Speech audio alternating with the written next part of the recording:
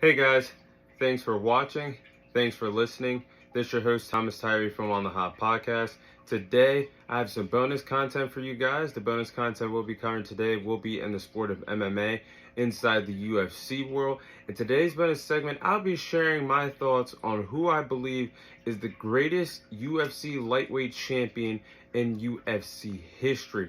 So I do believe that Khabib is the greatest lightweight champion in UFC history. Khabib's title reign that lasted for 1,077 days with 3 title defenses. I do believe that marked him as the greatest UFC lightweight champion in UFC history. Because even though Khabib only had 3 impressive title victories and nearly held the title for 2 years before retiring in 2020, the title reign was impressive because of the 3 marquee victories that he earned during the title reign.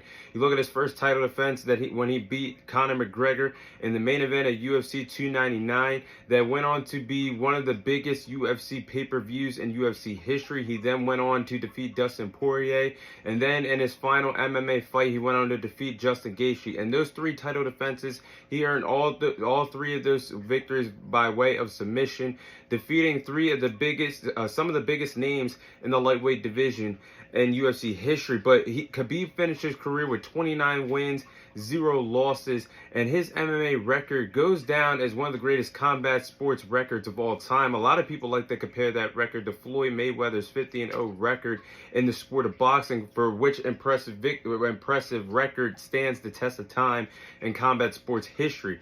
But if Khabib never retired in UFC, if he never moved up to the welterweight division, we still might be talking about Khabib holding that lightweight title, because yes, there is a lot of top names that did enter the division, and it could have been interesting for Khabib to hold on to the lightweight title.